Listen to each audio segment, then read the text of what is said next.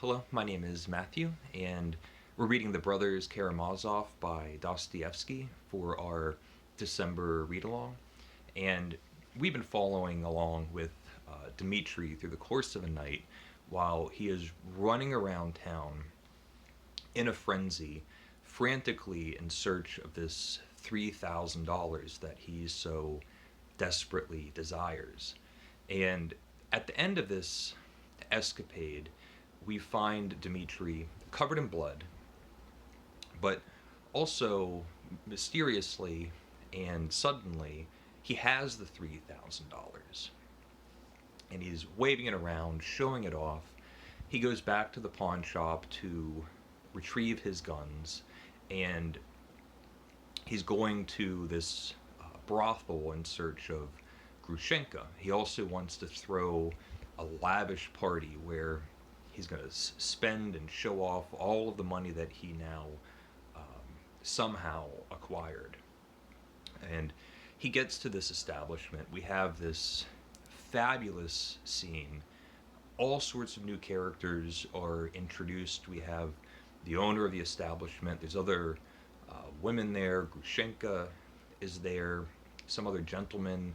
Two Polish gentlemen. And through the course of the night, it turns into this very late night, extremely late night for Dmitri.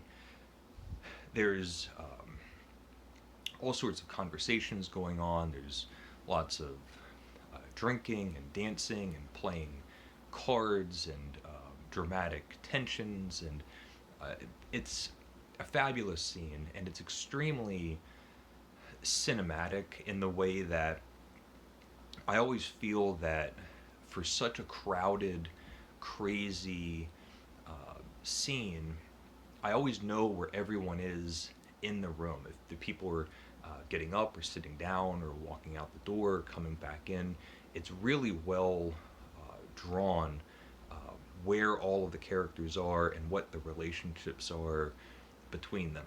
It's terrific. But we finally have the police arriving at the very end of the night. It's been a night of drinking and carrying on and carousing. Dmitri is just blind drunk at this point. He's out of his mind. He is been contemplating suicide. He has his guns and he has this bullet, and we find out his goal was to have one last big bash before he goes off into a field and blows his brains out. And this is halted by the presence of the police. There's investigators there. There's the police, the chief of police, other characters, and we finally find out after hundreds of pages that Fyodor, the father, has been murdered, and Dmitri is now the main suspect, and the investigators and the police chief are there to interrogate Dmitri, who has now just had this is the end of a series of events, incredibly bad decisions, a very busy night for Dmitri, doing nothing but making himself the prime suspect of a murder. And throughout the whole book, he's been running around telling people that he's going to be murdering his father. He has motivation between the strange love triangle and also the dispute, the financial dispute.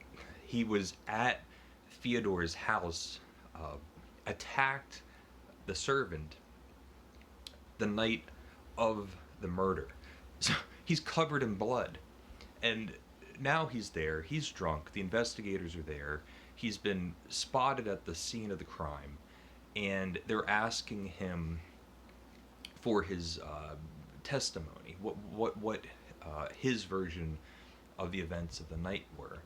And Dmitri is just the most self-damning not a witness, but self-damning uh, person. I can't think of the word, but um, suspect, self-damning suspect. Uh, he knows the investigators. He's talking to them as if they're equals. They're people that they know around town. His he's still drunk, and his emotions are swinging wildly. He's at some points just confessing to the murder, and then taking it back and saying, "Well, you think that anyway now," and he he he says to them, "Well, we know it's not me, so now let's all try to figure out who did it." Smerdikov's name comes up at first. Dmitri says it could not possibly be Smerdikov. As it goes along, and we find out that it's more and more likely, there's mounting evidence that it's clearly Dmitri. Dmitri changes his tune in the course of this interrogation and says, "No, no, no! Now it must have been Smerdikov." It's just this terrible, cringeworthy scene of this guy doing nothing but digging himself into a hole. One of my favorite little meta lines is while they're asking him, the investigators are asking Dmitri what exactly happened, and as Dmitri is trying to tell his story, the investigators are periodically stopping him to further inquire about specific details. And Dmitri, at one moment, gets frustrated that they are asking for too many details, and he says, "If you expect me to explain everything that's happened, it would take me 4 books plus an epilogue," which I just think is such a great tip of the hat to the story that we're reading. Um, Also, we don't know what happened yet. As far as the reader goes, Dmitri is still an incredibly likely suspect. Smerdikov is on the table. We had that very ominous, suspicious conversation that he had with Ivan, predicting that he's going to have an epileptic fit the very next day. We have Ivan, who is conveniently out of town and is known to not tell the truth. And then there's other characters. There's a lot of other suspects that might want uh, Fyodor dead, and so we have these layers of intrigue. You almost don't want Dmitri to be just running his mouth the way he is, but it's incredibly entertaining. In some ways, we're retelling the story that we've just heard, but instead of through that lens of town gossip, it's now specifically through the point of view of Dmitri, who's just incredibly egotistical, self-involved, not really in some ways not really understanding the consequences of what he's saying. In other ways, he's being totally erratic and not. He's self-harming himself through this whole interrogation that he's going through, and then they finally have to strip him. They ask him to take his clothes off, and little by little, everything's coming off, and he finds himself almost completely naked in a room full of clothed men, and it dawns on him that they are not equals.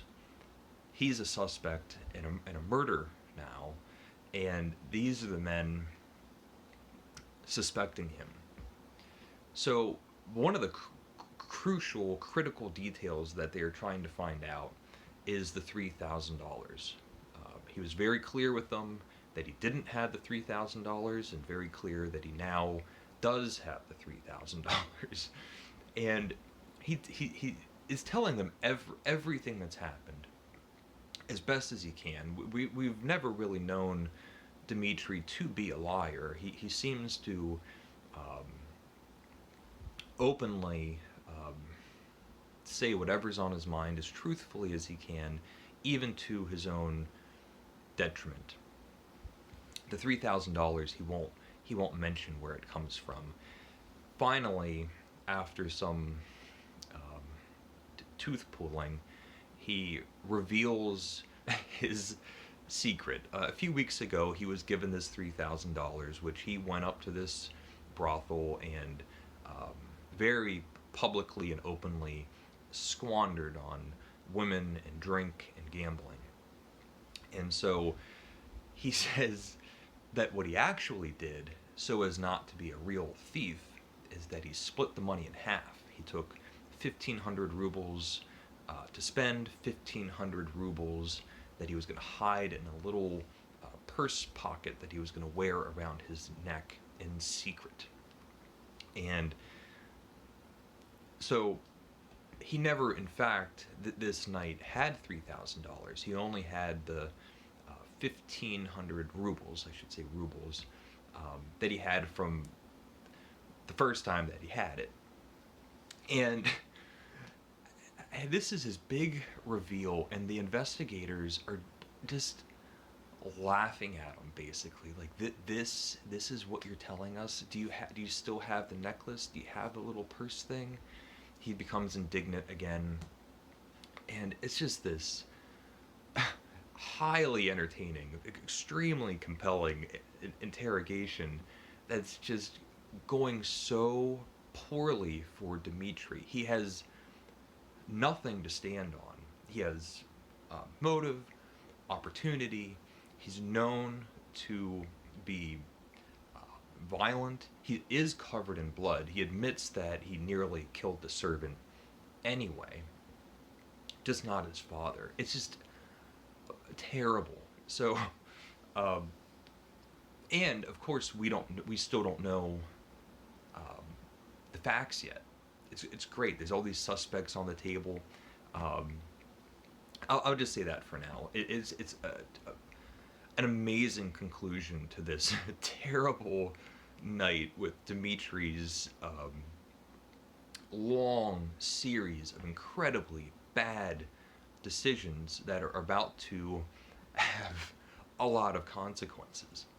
I'll say that for now. Let me know how you're getting along with the reading and what you think of this scene or the series of events. Let me know what you think of Dmitri. He's clearly an unsympathetic character, but there's so much energy in the events of the story that I do find it a really terrific passage to follow along with. So that's all I'll say. Leave a comment if you would like, and thank you for watching.